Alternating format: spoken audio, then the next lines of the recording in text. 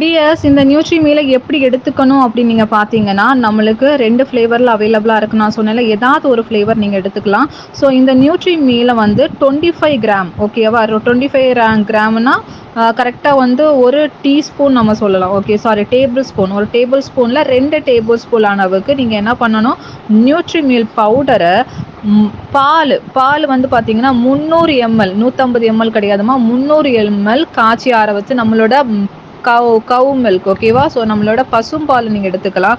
அல்லது 275 எம்எல் வந்து பார்த்தீங்கன்னா சோயா பேவர்ஸ், சோயா மில்க்ன்னு சொல்லுவாங்கல்ல, அது கூட நீங்க எடுத்துக்கலாம். சரியா?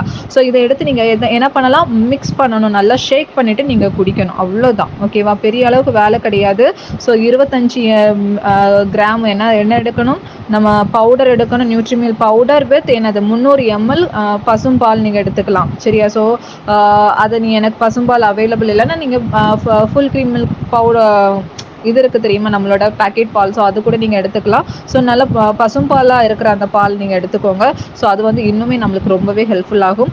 இது நீங்கள் இதில் நான் ஏற்கனவே நான் சொன்ன மாதிரி தான் 24 types of essential vitamins and minerals இருக்குது. ஸோ இதுக்கு கூட நீங்கள் வந்து எப்போனாலும் உங்களோட மீலு கூட நீங்கள் வந்து ஒமேகா 3 நீங்கள் எடுத்துக்கலாம். அதுக்கப்புறம் வந்து பார்த்தீங்கன்னா இது வந்து ஏதாவது ஒரு மீல் தான் ரீப்ளேஸ்மெண்ட் பண்ணணும். ஒரு நாளைக்கு ஒரு டோசேஜ் மட்டும், ஒரே ஒரு வாட்டி தான் நம்ம இது எடுத்துக்கணும். ஓகேவா?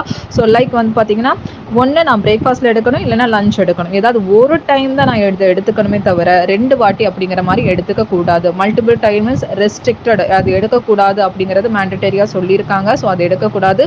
ரீப்ளேஸ் 1 மீல் பெர் டே அப்படிங்கிறது தான் டீட்டெயிலாக கொடுத்துருக்காங்க. ஒரு வாட்டி நீங்கள் எடுத்துக்கிட்டாலே போதும். Okay, eat 2 nutritional balance diet நம்ம மீல் யூஸ் பண்ணணும். பேலன்ஸ் மீல்னா நம்மளோட பிளேட்டில் சோறு எப்போவுமே அதிகமாக தான் இருக்கும். நம்மளோட சவுத் இந்தியா சைடு அப்படி தான், கூட்டு வகைகள் கம்மியாக இருக்கும். அப்படி கிடையாது. கூட்டு வகைகள் வந்து இப்போ ஒரு பிளேட்டை 4 பிரிச்சுக்கோங்க. 4 பாகம்னா அதில் ஒரு பாகம் நம்மளுக்கு ரைஸ் இருக்கணும். இன்னொரு பாகம் என்ன இருக்குன்னா ப்ரோட்டீன் இருக்கணும். ப்ரோட்டீனா முட்டையாக இருக்கலாம், மீனாக இருக்கலாம், இல்லை நம்மளோட இறைச்சியாக இருக்கலாம். இறைச்சியும் ரெட் மீட் எடுக்கணும். சரியா? ரெட் மீட்னா வந்து நம்மளோட நாட்டுக்கோழி நீங்கள் எடுக்கலாம். நம்மளோட பாய்லர் சிக்கன் அதெல்லாம் எடுக்க வேண்டாம். ஸோ அதுக்காக தான் ரெட் மீட்டுன்னு சொல்லுவாங்க. அதே போல் வந்து பல்சஸ் நீங்கள் கடலை வகைகள், தானிய வகைகள் அந்த மாதிரி நீங்கள் எடுத்துக்கலாம். அதே போல் வந்து பார்த்தீங்கன்னா காய்கறிகளும் ஃப்ரூட்ஸ் வந்து நீங்கள் சாப்பிட்டு ஒரு 20 நிமிஷம் 30 நிமிஷத்துக்கு அப்புறம் நீங்கள் ஃப்ரூட்ஸ் எடுத்துக்கலாம். சாப்பாடு கூட எடுத்துக்க வேண்டாம். ஆனால் காய்கறிகள் நீங்கள் ஆயிலை கொஞ்சம் கண்ட்ரோல் பண்ணிட்டு நீங்கள் எடுத்துக்கிட்டீங்கன்னா செம்மையான வெயிட் லாஸ் இங்கே இருக்குது. உங்கள் கஸ்டமருக்கு நீங்கள் சொல்லும்போது சொல்லி கொடுங்க. கிளியராக சொல்லி அவங்களுக்கு ப்ராடக்ட்டும் கொடுக்கணும், எப்படி யூஸ் பண்ணுறதும் கிளியராக சொல்லி கொடுக்கணும்.